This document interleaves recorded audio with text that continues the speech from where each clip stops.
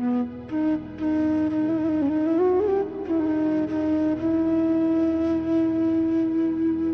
बात से गैरों को भी इनकार नहीं है, अब्बास कोई तुझसा वफादार नहीं है।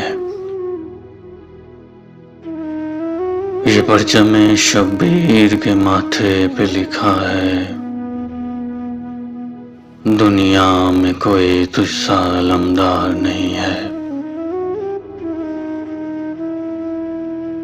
दरवाज़ा ईमान बंद है उस पे यकीनन, अब्बास तेरे घर से जिसे प्यार नहीं है।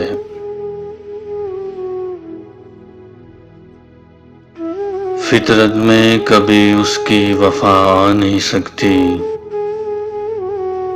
जो तेरी मोहब्बत का तलबगार नहीं है।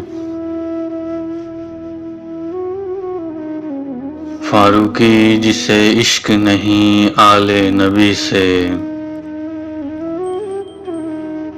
जन्नत की वो खुशबू का भी हकदार नहीं है।